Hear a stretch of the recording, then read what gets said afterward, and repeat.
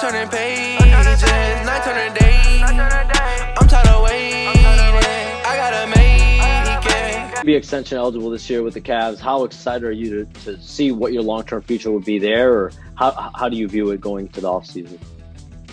Just going to the offseason like I would any other season. You know what I mean? I want to be a Cavs, and they want me as well. So I know going into the season, I know it's going to be good. And then plus us being able to have the young core, me, Darius, J.A., Isaac, like we have a really young core now. So we got K-Love, one of the vets. So we're moving in the right direction. So I can't wait. I'm excited. When you look at the playoffs and you look at you guys trying to get there, I know how bad you want to win on the floor. You can just tell by the way you play. But how do you, as a leader, try to inspire that within your teammates, and how are those conversations going with your teammates right now? Oh, man, it's going like whatever it takes. What's up, y'all? This Relly back with another video. Yes, son. Today we got to talk about Collin Sexton because I asked y'all, would y'all extend Collin Sexton? Y'all said yeah. And because of that, I got to make a video talking about what should the Cleveland Cavaliers' intent be regarding moving with Collin Sexton. But before we get into that, I need you to smash that subscribe button. If you already subscribed to my channel, share it to somebody who ain't subscribed, because with y'all, I know I can get there.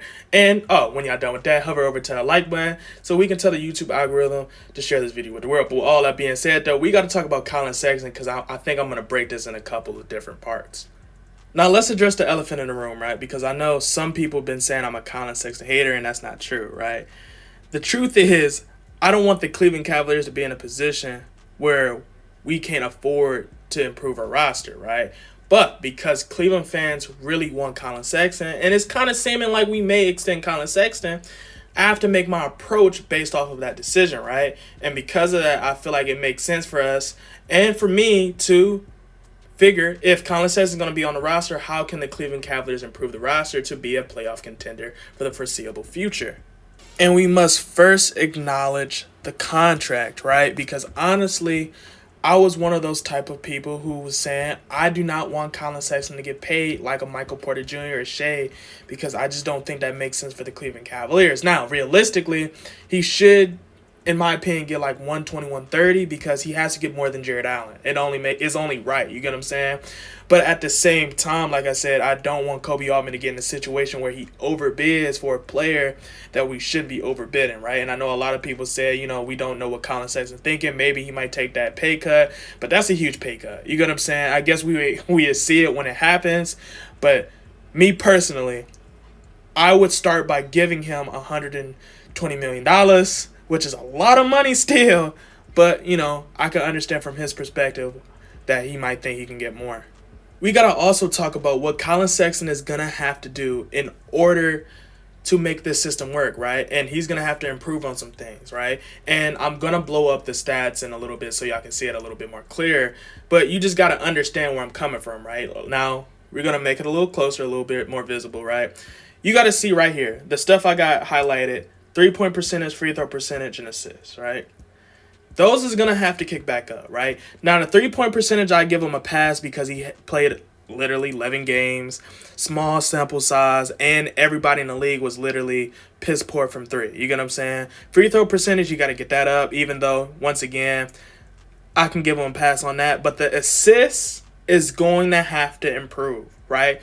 And I'm not saying, because a lot of people think when I say assist, he has to be a CP level player. Like, no. Right? And that's what people, that's kind of when I understand what people don't necessarily understand basketball, right? Like, every guard doesn't have to be a CP3 passer. Like, I'm not saying he has to average 8 assists to be considered a better player. No, it's just how he gets those assists. You get what I'm saying? Because, case in point, Russell Westbrook and Trae Young.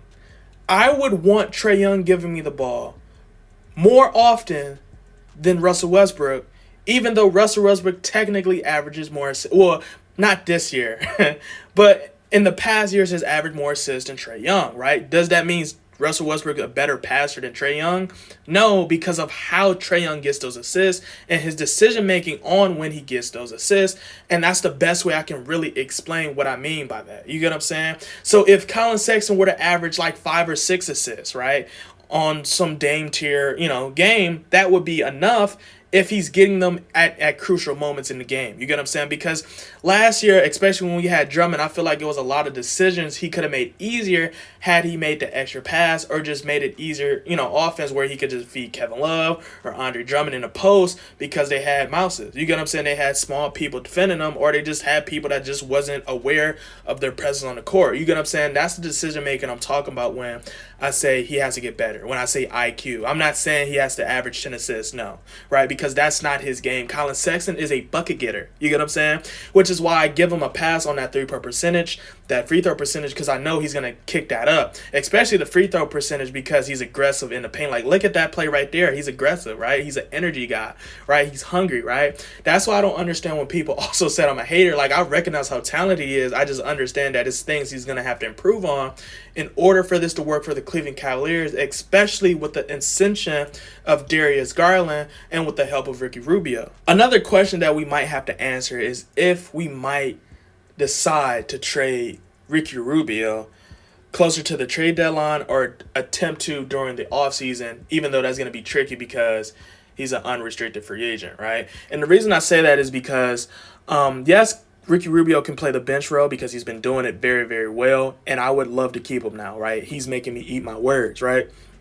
But the problem is you might need to use Rubio to get better pieces to make sure the fit with Collin Sexton works. You get what I'm saying? Like, I think Ricky Rubio veteran leadership, as we've seen, would work perfectly with Garland and Collin Sexton, but it's still some pieces that we are missing to make sure Collin Sexton, Garland, Mobley, Jared Allen works. You get what I'm saying? And I think Ricky Rubio technically would be the most expendable and the most realistic piece to be expendable on our roster, right? Because we're not trading Isaac Okoro, right? Unless it's a crazy deal, right? We're not trading Mobley. We're not trading Jared. We're not trading Darius Garland. You get what I'm saying? So the most realistic target would be Rubio, right? But the only problem is if we wait during the offseason, he could leave for nothing, right? Because he's restricted. It's very hard to get a sign and trade on a player that's unrestricted. You get what I'm saying? But the problem with trading him during the trade deadline, looking at how the Cleveland Cavaliers is, you don't want to ruin the chemistry when the Cleveland Cavaliers is really, really good, right? And you might actually mess up a chance for the Cleveland Cavaliers to make the NBA playoffs for the first time in a while with this young core to get them experience so next year they can know how to get there and what they got to do to maintain this. You get what I'm saying? So not saying this is something that has to happen, but just something I think y'all should consider and think about.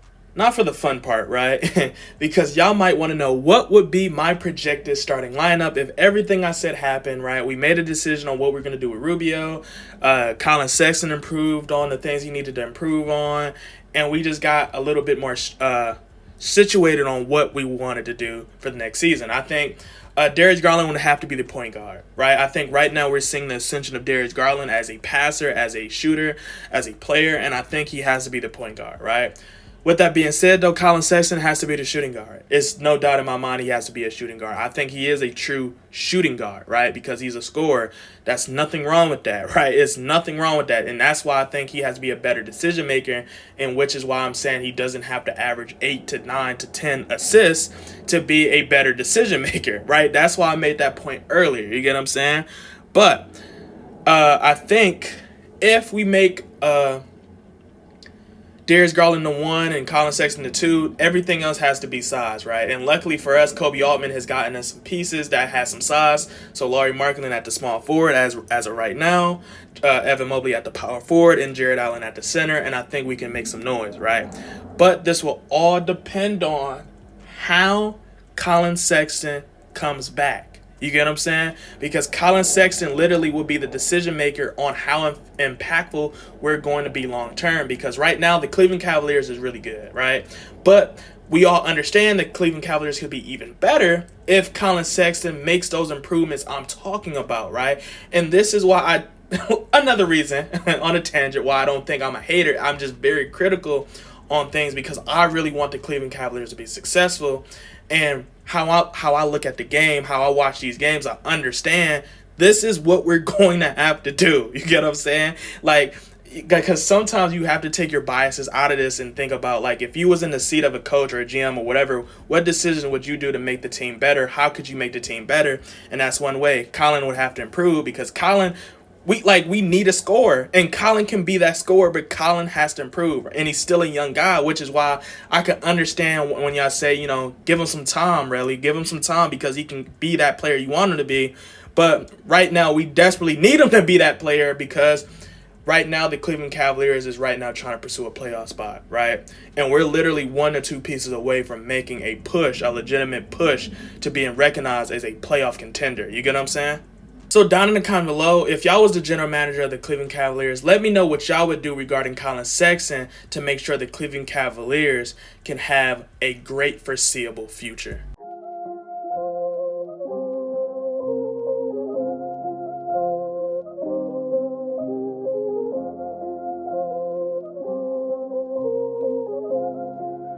That's Atlantis with that money.